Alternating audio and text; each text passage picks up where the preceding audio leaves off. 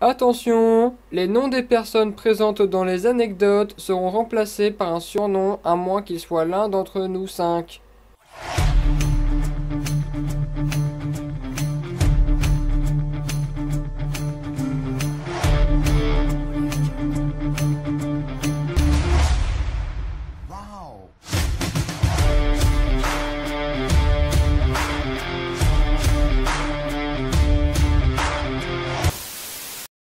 Et bonjour à toutes et à tous, c'est Nino accompagné de Malo. Bonjour. Aujourd'hui, on est accompagné de 3 personnages. Ici Hassan, ici Baptiste, ici Emilien.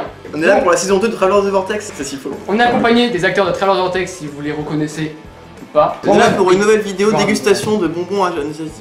C'est faux. Ferme bien ta gueule. Donc on se retrouve pour ce qu'on va appeler, comme on peut dire, un concours d'anecdotes ou anecdote vraie ou fausse. C'est totalement inspiré de McFly et Carlitos, c'est à peu près 100% le même concept. Bon, c'est moins cool qu'inviter des vrais stars comme Gad Elmaleh ou Michael Youn. Et Bah, j'ai quand même gagné un Emmy Award. Non. Du coup, vu qu'ils sont 2, ils feront 3 anecdotes chacun. Et vu que nous on est 3, on fera 2 anecdotes chacun. Que le concours d'anecdotes Commence. commence. Cette première anecdote se passe en Italie.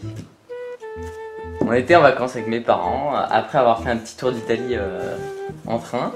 Et c'était le dernier jour avant d'aller prendre le train pour repartir à Paris.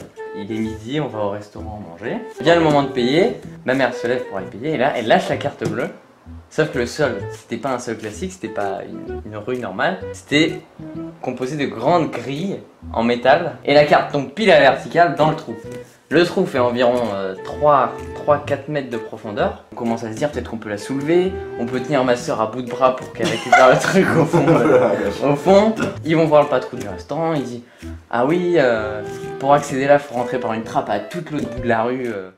Et il faut savoir que juste après, on avait un train à prendre pour retourner en France. Oui. Donc, on attend le concierge de l'immeuble, devant l'immeuble, tout ça. Il revient, on lui explique le problème, enfin on essaie de lui expliquer le problème parce qu'il parle qu'italien, c'est un monsieur, il doit 60 ans peut-être, il parle pas un mot d'anglais, il parle pas un mot français. Donc on lui montre juste la grille pour on lui montre qu'il y a un truc dedans quoi. Il descend en bas. Donc il remonte toute la rue parce que c'était à l'autre bout de la rue, l'entrée, il monte toute la rue. En fait, il savait pas ce qu'il partait chercher. Il était parti et il revient, il dit... Je vais prendre quoi? On lui dit la carta, il sait pas... Sauf qu'en italien, en fait, on dit pas la carta pour carte bleue. Et puis il dit ok, et puis il repart, on est stressé. Et puis nous, on avance en même temps que lui, mais au-dessus de la rue, on lui monte là. On reprend la carte, on réussit à payer, on a le temps. Et voilà, c'était l'anecdote. C'était dans quelle ville? C'est dans le nord de l'Italie. C'est un village, c'est un petit village, genre c'est petit. C'est probable parce que dans Roseville. Roseville, non, c'est là où en fait, on avait fait Rome. Ah, c'est Milan, c'est ça, Milan. Ok, ok, bon. Ça me dit absolument rien. Attends, c'est très long, donc à mon avis c'est vrai parce que si c'était faux, il y aurait pas autant de détails et si c'est faux, c'est très fort. Alors, cette anecdote est-elle fausse ou vraie? Mon cher Malo, Oh, c'est cliché. je pense que cette anecdote est vraie. Pourquoi? Je sais pas. Elle est vraie? Elle est vraie. Oui. Attends, J'allais faire un check. L'anecdote que je vais vous raconter maintenant remonte à des temps immémoriaux. C'est vraiment il y a 3 mois. Nous sommes partis, avec mon cher ami ici présent, nous sommes partis en voyage scolaire en Irlande. Lors d'une de ces sorties, nous avons eu un temps libre pour aller dans des endroits dans Dublin. Avec mon cher larron ici présent, nous aimons bien l'alcool. Yes. Voilà, on avait visité des rues commerçantes de Dublin. Donc on était passé à côté du bar le plus fameux de Dublin qui s'appelle le Temple Bar. Nos professeurs nous avaient clairement dit que si on avait moins de 18 ans, c'était même pas la peine d'essayer, que vraiment on allait se faire recaler parce que ils sont très regardants sur l'âge de la majorité, etc. pour la vente d'alcool. Nous, qu'est-ce qu'on se dit? On n'a pas 18 ans et on a très soif. Donc on va évidemment essayer de tenter. On rentre dans le Temple Bar accompagné de quelqu'un qui a 18 ans. On s'assoit à la table et là on commence à vraiment pas profiter du tout parce que vraiment on est en train de boire, donc vraiment les pintes étaient devant lui. On commence à prendre les pintes, boire un coup, reposer la pinte et faire comme ça. C'est vraiment... Donc on a vraiment flippé comme des putes pendant je sais pas combien de temps on est resté, pendant 20 minutes juste parce que bah on n'avait pas du tout l'âge requis et en gros il y a plusieurs serveurs qui sont passés derrière nous plusieurs fois et à chaque fois Emilien disait il y a un mec derrière toi, il y a un mec derrière toi, il y a un mec derrière toi et donc j'étais vraiment en mode comme ça, genre je respirais très difficilement et au final on est sorti et il s'est rien passé. Voilà. J'ai remarqué que du coup oui, Vous avez tous les 17 ans et nous on a tous les 3 18 ans. Voilà, c'est tout. Yes. J'ai réussi à boire une bière dans le bar le plus célèbre de Dublin, alors que je n'ai pas la majorité. Vous avez pas un avis ou pas? Je te pose la question? Ouais. Malo, selon toi, cette anecdote est-elle fausse ou vraie? Selon moi, cette anecdote est fausse. Mais c'est tellement vrai. Putain, Ah putain. Cool, en fait t'as pas fait trop de détails. j'aurais dû. J'étais vraiment celui qui savait pas dire. Il est vrai. Personne. Deux points. Bon, on a une anecdote. Vas-y.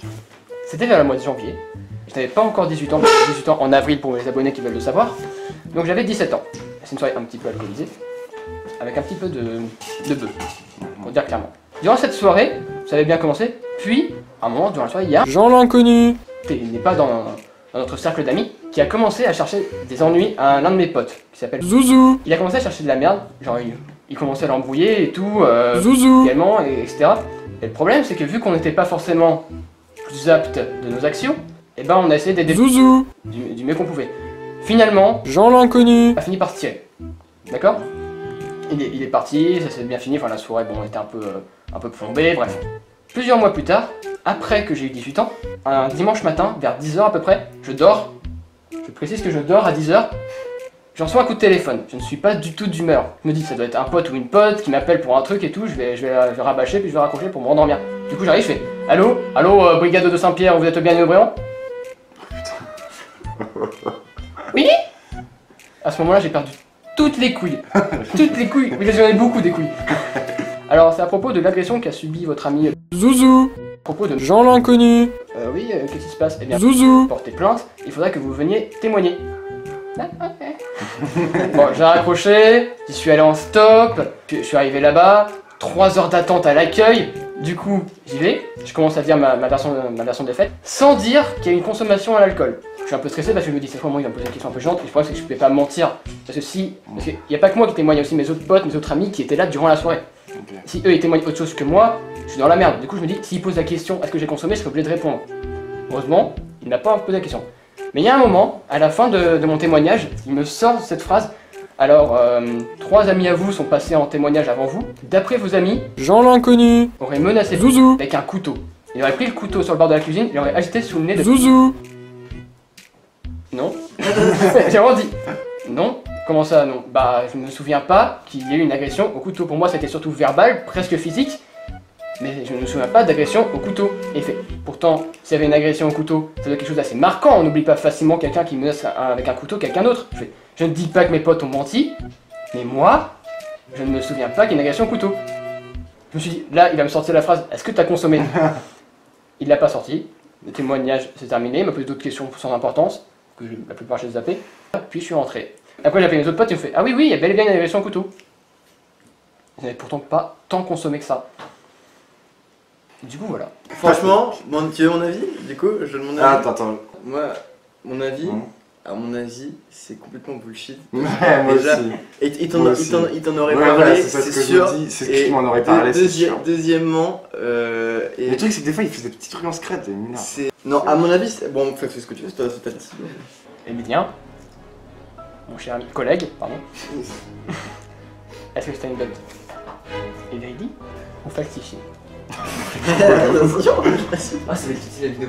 Mon dernier mot, Jean-Pierre, cette anecdote est fausse. elle est vraie. Ah, putain, non. Je l'avais raconté à eux deux et j'ai même des preuves si vous les voulez. Ah, yes. Putain, l'enculé. J'ai pris en photo le couteau. Pourquoi tu m'en as pas parlé quand on était en Justement, vacances? c'est ça, je me suis dit, putain, mais en fait, je n'en ai pas parlé. Mon cher Nino. C'était l'anniversaire de... Pain chaud. On était un peu alcoolisés. Et donc, on sort dans le jardin pour prendre l'air, un peu, tout ça. On se dit, viens, on monte sur le toit. On prend une échelle. On se dit, bah, il y a les poubelles. On va monter sur les poubelles pour monter sur le toit. On monte sur le toit, donc ça glisse, c'est un peu dangereux. Bon, bref, ça va, on est alcoolisés, on rigole, on dit des conneries, on se dit qu'on s'aime et tout. En fait, il faut savoir que le toit de sa maison, il communique avec le toit de la maison des voisins. Et bah, on commence à regarder un peu chez les voisins, très clairement. Et genre, on commence à se dire, merde, on fait trop de bruit et tout, et on commence à redescendre. Et genre, il y a les voisins qui débarquent et qui font, par contre, ça va pas du tout, ok, le son un peu fort, tout ça, c'est la fête, je comprends, mais il y a des gens qui commencent à monter sur notre toit, ça va pas du tout. Ces personnes, c'était nous deux. Et on a très clairement répondu aux gens, ah oui, pas de soucis, de toute façon, on rentrait pour aller dire aux gens de se calmer là, parce que ça faisait un peu n'importe quoi. Non, vous inquiétez vraiment pas. Alors qu'on marchait pas droit, et les gens, ils y ont cru. Ils ont complètement cru, ils ont fait, oui, bah c'est sympa, merci, vous êtes des bons jeunes, voilà. Vous êtes des bons petits gars. Des bons petits Des bons gamins. Bon, c'est une grosse séquence. Ouais, ouais.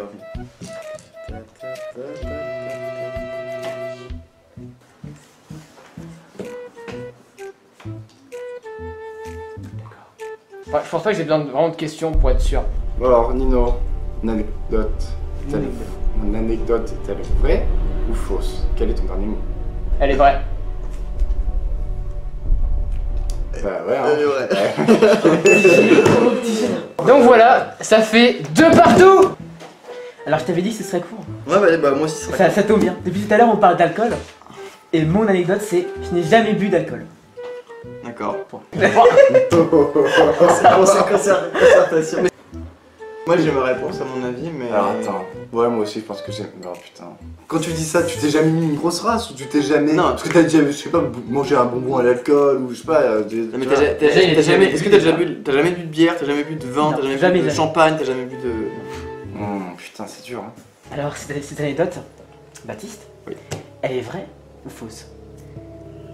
À mon avis, Hassan, cette anecdote est vraie. Bravo. Ouais. Putain. Mon anecdote sera très courte. J'ai déjà eu une relation sexuelle avec un homme. C'est très drôle.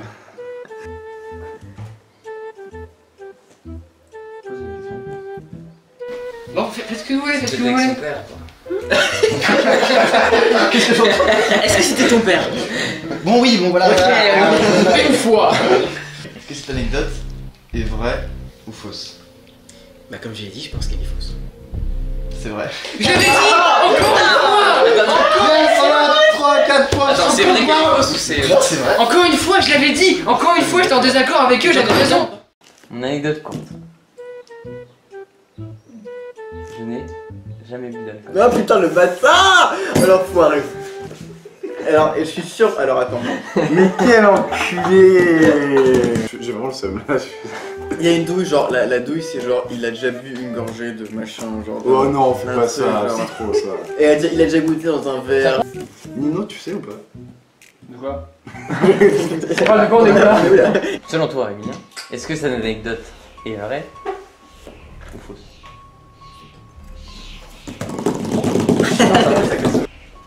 Selon moi, elle est fausse. Je n'ai jamais bu d'alcool. Bah, putain. Allez, regarde, c'est Je suis le seul alcoolique. Putain, bravo.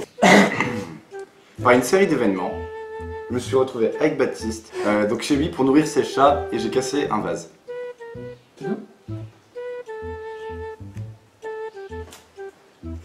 Malo, mon anecdote. Putain, je sais pas dire ce mot. Hein. Mon anecdote est-elle vraie ou est-elle fausse? Selon moi, cette anecdote est fausse. Oui, il est fausse. Tu vois Putain! Je me suis dit en fait. Yes. Je me suis dit. Attends, je vais pas dire la texte. En plus, c'est toi, au dernier moment, tu fais elle est fausse. 4 partout. Merci Emilien. Ok. Mon anecdote, c'est encore en soirée. C'est une longue, hein. Ouais, juste pour. Oui, c'est bon. C'était une soirée bien alcoolisée, plus que dans la dernière anecdote fois-ci. C'était déjà Ouh. bonne.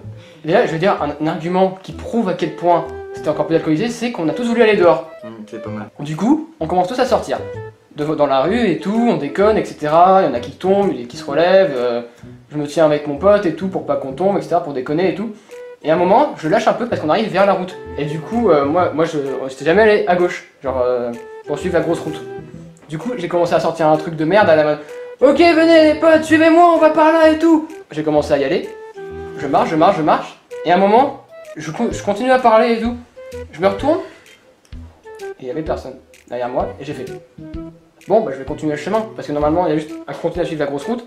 À prendre un petit chemin. Ensuite, retourner sur le petit chemin pour retourner dans. Chez eux. Du coup, je continue. Et je me sens de plus en plus mal. Je vais littéralement pas bien. Je devais avoir bu la moitié d'une bouteille de tequila. Je commençais à avoir le tournis et j'ai fait. Faudrait que je me repose. Et je voyais rien. Il faisait nuit. On était à Oléron. il y a un couvre-feu à Oléron. À 1h du mat, tout se coupe. Du coup, j'ai continué à avancer, me servant de mon portable comme lampe torche, et je me suis dit, moi, je vais me reposer. Du coup, je me pose sur mes genoux. Plus rien. J'ai le souvenir ensuite de m'être réveillé, genre comme ça. Je me suis redressé.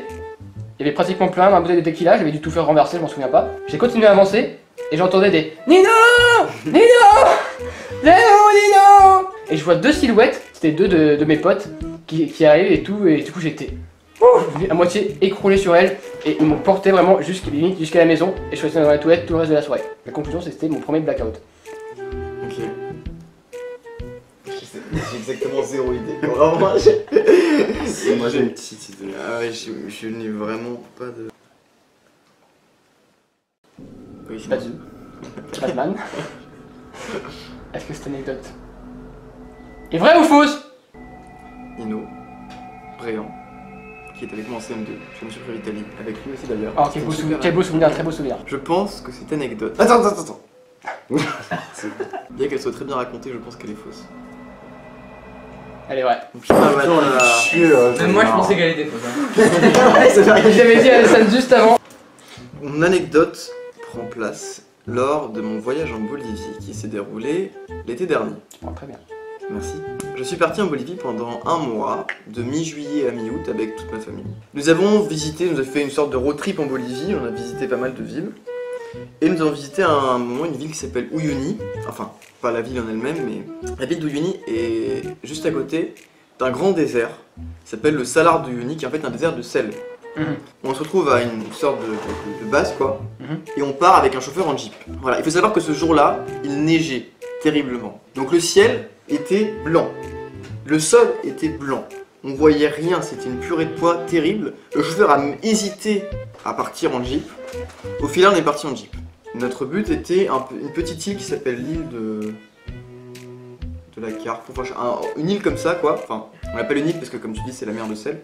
Donc en gros, c'est un rocher au milieu du sel où il y a des cactus. On doit rouler, pour y arriver, on doit rouler environ une demi-heure quoi en jeep. On arrive à cette île aux cactus. On y reste un peu, mais je suis avec ma famille, donc il y a aussi mes deux sœurs. Donc on reste pas longtemps sur l'île en vérité. Et comme le chauffeur, il est payé, il s'en bat les couilles quoi, il peut partir quand il veut. On remonte et on repart. Et on se rend compte qu'en fait, on roule un peu plus longtemps que ce qui était prévu. On roule 30 minutes, puis 40 minutes, puis 45.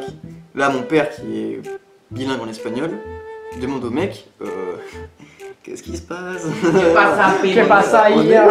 Et le mec dit bah en fait je retrouve pas trop la route, mais vous inquiétez pas, ça va aller, tout va bien se passer. Donc on roule, on continue à rouler. Le mec n'a aucune idée d'où on est, vraiment il se souvient pas du tout de la route. Enfin il est paumé quoi, il est paumé.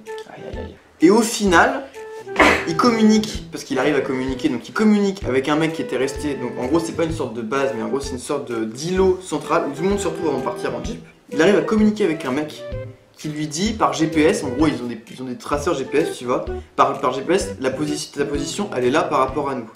Donc au final, on arrive à rentrer à la base. Ok. Mon cher Nino, est-ce que tu penses que cette anecdote, j'arrive pas non plus. Est-ce que tu penses que cette anecdote est vraie ou fausse? Je pense que cette anecdote est vraie. Elle est fausse. Dino, je l'ai dit. Et lui il a dit ouais, moi je savais pas, je savais pas. Bon, attention, on n'a pas à craindre, c'est 5 partout. Il y a encore 2 points à gagner. C'est donc la finale entre Hassan et Emilien. 5 partout, tout se joue maintenant. On va y arriver, n'est-ce pas Emilien? Bien sûr. On est une équipe de choc. Ouais. Ok. Vous êtes pas en équipe. L'an dernier, quand j'habitais à Bourges, mes voisins, ils avaient un mouton. Nous peut le dire, d'accord? On s'est réveillé un matin, on s'est rendu compte qu'il y avait un mouton. Okay, mais nous, on aimait bien ce mouton. En fait, il y avait leur maison qui était juste à côté de la nôtre, et les jardins étaient séparés par un grillage, quoi. Du coup, on aimait bien aller voir le mouton, lui donner à manger et tout. Et un jour, pour la fête de la Eid, justement, l'an dernier, et nos voisins, ils nous ont invités, tu vois, pour qu'on allait manger chez eux. Et depuis ce jour-là, on n'a plus vu le mouton.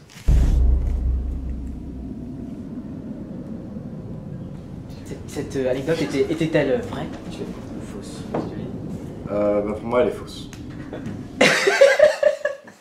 Alors Arrêtez, c'est horrible. Oh merde, elle est vraie. Putain, elle est vraie. Non, elle est fausse. Ah yes. Putain, yes. Yes. Yes. Alors- J'ai mis un point. Place à l'anecdote finale. Malo, Nino et Hassan réussiront-ils à égaliser pour pouvoir peut-être gagner par une anecdote d'or? Ou bien est-ce que Baptiste et Emilien gagneront le concours d'anecdotes?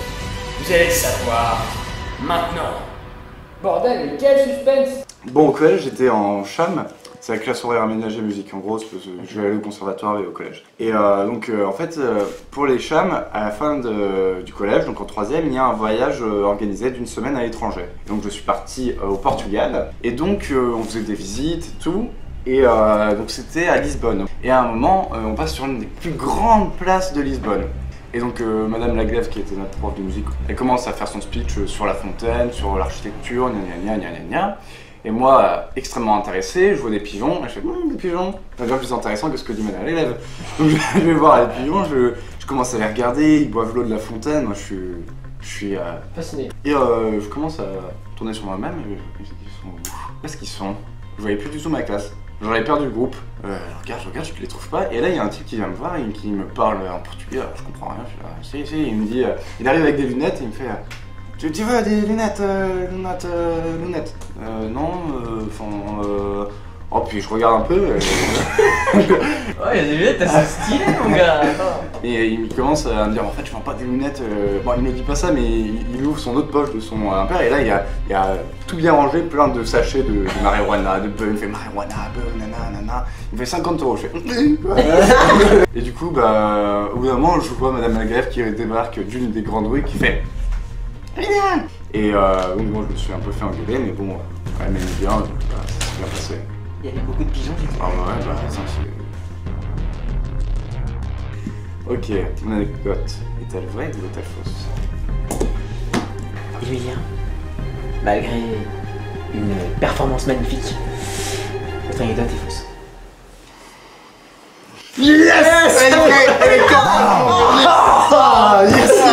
On était tous les trois d'accord. Ah, totalement vrai, complètement vrai. Le mec, il voit que t'es un enfant, il vient de vendre de la... Oui, putain, le Portugal, c'est génial. Allez, Portugal! Putain, on a yes! Yes! Ah. On vous a... On a gagné. C'est vrai, Nino? Bon alors, qu'est-ce qu'on leur trouve comme gage? Un pour chacun, hein, c'est ça? Ah ouais, vous nous payez un kebab à 3. Ah ouais! À 3, vous nous payez un kebab. C'est absolument pas un gars, c'est du vol ça. Donc le gage, c'est qu'on va tous au kebab, mais on vous Bon, et ben vous avez rien de drôle, nous on va juste tout à fait Oui, du c'est kebab. ça. Et pour montrer ma bonne foi, c'est moi qui paierai tout. Oh! Mais non. Ouais, ça c'était gratuit, Pas notre faute, hein. Et ben c'est la fin de la vidéo, merci à tous les participants. Ça vous a plu monsieur? Bah ça m'a beaucoup plu, c'est seulement parce que j'ai gagné. J'ai gagné un kebab. Ah ouais prochain, c'est vraiment c'est fou. Donc si cet épisode vous a plu, on serait tous chauds pour un deuxième épisode, alors dites-le nous en commentaire si ça vous a plu.